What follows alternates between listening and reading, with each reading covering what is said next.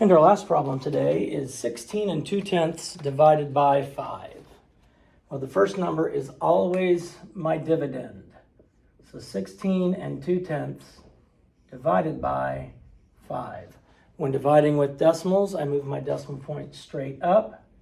If I only have decimals in my dividend, when I'm dividing, I take my divisor and I list my multiples. 5 times 1 is 5.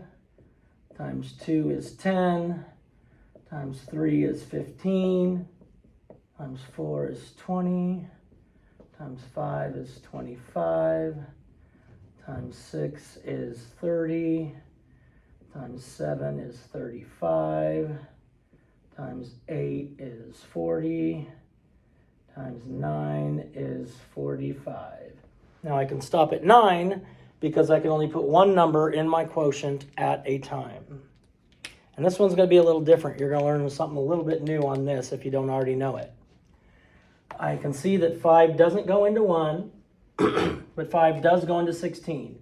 So I'm going to have a number in my ones place and a number in my tenths place. I need to take 5 into 16, so I want to get as close to 16 as I can without going over when looking at my multiples. 15 is as close as I can get without going over. So 5 goes into 16 3 times. 3 times 5 is 15. I subtract, I get 1, and I bring down the 2. Now I've got to take 5 into 12. And I'll get as close as I can without going over. I have 5, 10, 15. 15's too big, so it must be times 2. And 5 times 2 is 10. So then I subtract, and I get 2. Now I can't have 3 and 2/10, remainder 2. But what I can do, without changing the value of 16 and 2/10, I can make it 16 and 20/100. Because if you were coloring on a hundredths chart, or on a hundreds grid, 2/10 is the same as 20/100, because each tenth has 10 in them.